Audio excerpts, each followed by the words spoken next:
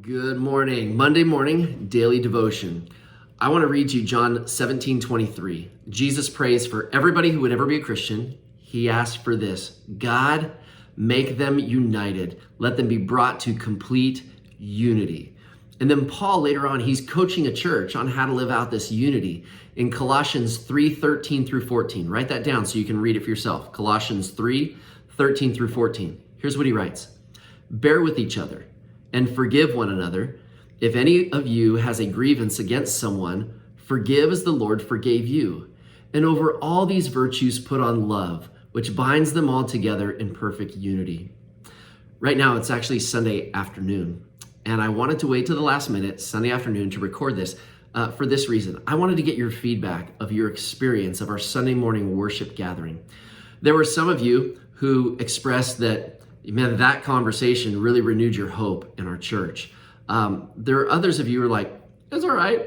Kind of looking forward to getting back to our normal rhythm next Sunday. And there was a third group of you that some of you said, you know what? It's not what I want on a Sunday morning. Didn't really find the value in the conversation. So let me speak to a couple things. First of all, I am a firm follower of Jesus' prayer that he wanted unity. And that means this, according to Paul: sometimes we need to bear with each other.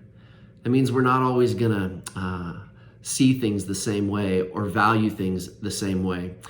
So I would ask this: make sure we put on love so that the unity of who we are is not jeopardized.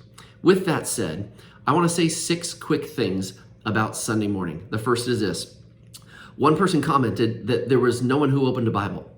And that's because of this. We didn't give a message. There was no message. It was actually a conversation rather than a message. I do a lot of messages on these daily devotions as well as Sunday mornings. I want to take a break from that, not because messages get old, but listen, I wanted to model for you a conversation. This is my point number 2. I hope that you have conversations with people about tough things like racism.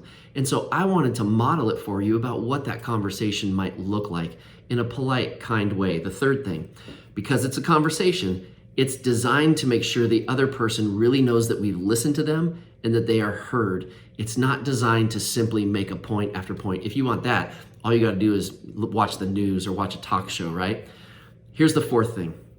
I am 100% for the police and police families. I shouldn't even have to say that I stand against police brutality. Don't we all? Maybe that's naive of me, but I stand 100% for our police and police families. Number 5, I'm also 100% standing against racism and police brutality. I will not bow to simplicity when people say you can't stand for both. Of course I can. It's just not simple, but I think it's loving. Here's the final thing. Read these 2 scriptures again. John 17:23, Colossians 3:13 through 14. And I want to remind you that when we put on love for each other and we bear with each other, we live out the unity Jesus prayed for. And I think that means even if you don't agree with everything that happens, or if you wish Sunday morning would have looked different, or you wish if I would have made this really strong point, I would say this: I will bear with you. And I hope you'll bear with me. And I hope you'll bear with people in the church that might not see it like you do. I think it's part of what makes the church beautiful. But I'm committed to living out Jesus' prayer of unity, bearing with each other, loving each other, and being united in peace. I would encourage you to go read those scriptures. God bless you guys. Have a great day.